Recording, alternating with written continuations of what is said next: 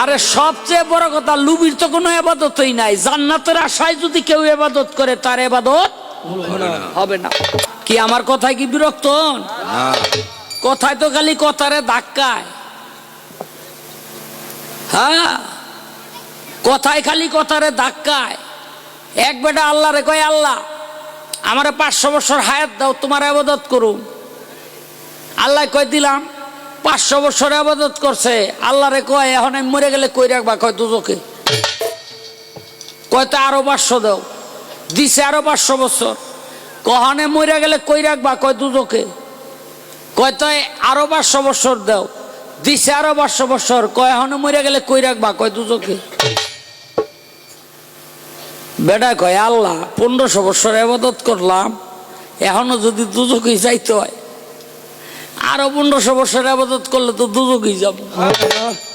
তো তুমি এক কাম করো। কয় কি? কয় তোমার দুজকটা 60টা। কয় হ। কয় আমার শরীরটা এত মোটা বানাইয়া দিবা যেন আমার একটা দেহ দিয়া 60টা দুজক ভরে যায়। একটা পিঁপড়া ঢুকার জায়গাও যেন না থাকে।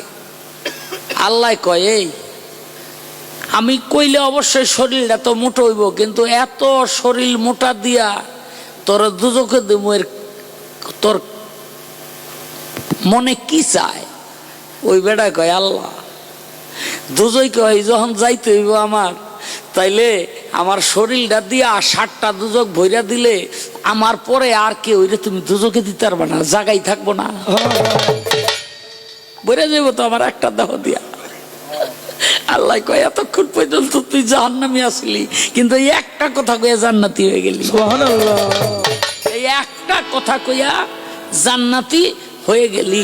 নামাজ পড়বেন, রোজা করবেন, হজ করবেন, যাকাত করবেন, আর জান্নাতের দলিল কইরা বইয়া রইছেন। মনে করবেন আপনার এই নামাজ, রোজা, হজ, যাকাত আল্লাহর দরবারে কবুল হইছে কিনা, এইটা কি একবার খেয়াল করে দেখছেন? হ্যাঁ, আরে সবচেয়ে বড় কথা, লুবির তো কোনো ইবাদতই নাই। জান্নাতের আশায় যদি কেউ ইবাদত করে তার ইবাদত হবে না।